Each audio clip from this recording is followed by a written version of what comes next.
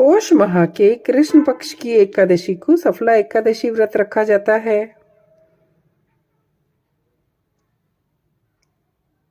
सफला एकादशी पौराणिक कथाओं के अनुसार चंपावती नगरी में एक महिषमान नाम का राजा राज्य करता था।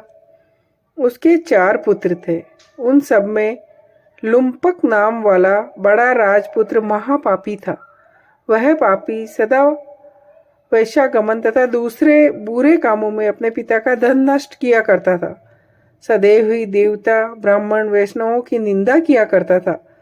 जब राजा को अपने बड़े पुत्र के ऐसे कुकर्मों का पता चला तो उन्होंने उसे अपने राज्य से निकाल दिया। तब वह विचारने लगा कि कहाँ जाऊं, क्या करूं।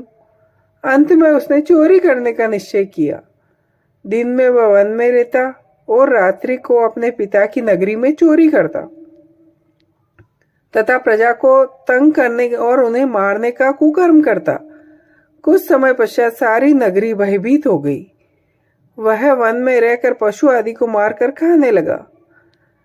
नागरिक और राज्य के कर्मचारी उसे पकड़ लेते, किंतु राज्य के भय से छोड़ देते। वन में एक अति प्राचीन विशाल पीपल का वृक्ष था। लोग उसकी भगवान के समान पूजन करते थे। उसी वृक्ष के नीचे वह महापापी लुम्पक रहा करता था। इस वन को लोग देवताओं की क्रीड़ा स्थली मानते थे। कुछ समय पश्चात पौष कृष्ण पक्ष की 10वीं के दिन वह वस्त्रहीन होने के कारण शीत के चलते सारी रात्रि सो नहीं सका। उसके हाथ पैर अकड़ गए। सूर्योदय होते होते वह मूर्छित हो गया। दूसरे दिन एकादशी को मध्याह्न के समय सूर्य की गर्मी पाकर उसकी मूर्छा दूर हुई। गिरता पड़ता वह भोजन की तलाश में निकला। पशुओं को मारने में वह समर्थ नहीं था, अतः पेड़ों के नीचे गिरे हुए फल उठाकर वापस उसी पीपल वृक्ष के नीचे आ गया। उस समय तक भगवान सूर्यास्त हो चुके थे। वृक्ष के नीचे फल रखकर कहने लगा, हे भगवान, अब आपके ही अर्पण है ये फल, आप ही तृप्त हो जाइए। उस रात्रि को दुख के कारण नींद नहीं आई। उसके इस उपवास और जागरण से भगवान प्रसन्न हो गए और उसके सारे पाप नष्ट हो गए।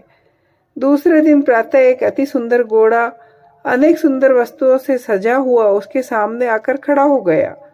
उसी समय आकाशवाणी हुई, हे राजपुत्र, श्री नारायण की कृपा से तेरे सब पाप नष्ट हो गए हैं। अब तो अपने पिता के पास जाकर राज्य प्राप्त कर। ऐसी वाणी सुनकर वह अत्यंत प्रसन्न हुआ और दिव्य वस्त्र धारण करके भगवान आपकी जय हो कहकर अपने पिता के पास गया।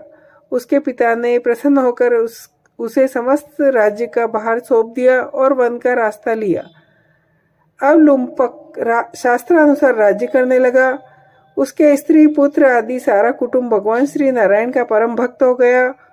वृद्ध होने पर वह भी अपने पुत्र को राज्य का भार सौंपकर वन में तपस्या करने चला गया और अंत समय में वैकुंठ को प्राप्त हुआ। जो मनुष्य इस पवित्र सफला एकादशी का व्रत करता है उसे मुक्ति मिलती है। जय हो।